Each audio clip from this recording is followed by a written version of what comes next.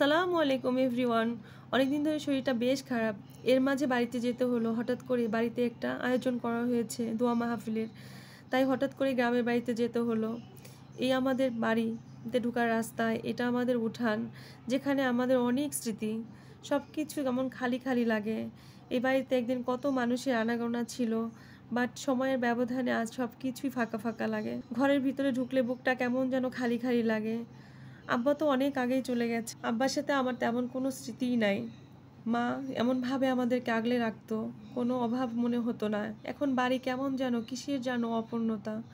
তারপরও মর্জিনা থাকার কারণে কিছুটা স্বস্তি, বাড়িটাকে গরম করে রাখে, কিছুটা শান্তি শান্তি ফিল হয়। আজকে মর্জিনাকে আর দেখালাম না, অন্য আরেকদিন অন্য কোনো ভিডিওতে দেখাবো ইনশাল্লাহ। আমাদের ঘরের ভিতরটাও দেখাবো। আজকে শুধু আমাদের বাড়ির চারপাশটা আপনাদেরকে একটু ঘুরে ঘুরে দেখাবো। চলুন দেখে নেওয়া যাক আমাদের বাড়ির চারপাশ।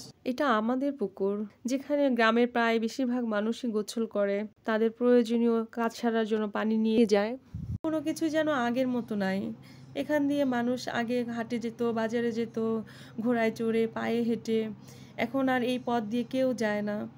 কোনো কিছুই আর আগের মতো নাই। তারপরেও কি আমাদের বাড়ির পিছনে বাগান, যেটাতে আমার কাকা নিজ হাতে লাগানো গাছ, সে যেন একটা মায়া। এটাকে হয়তো বলে নারীর টান।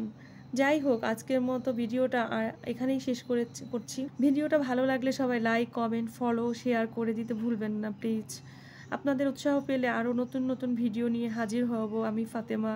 Take care. আল্লাহ হাফেজ।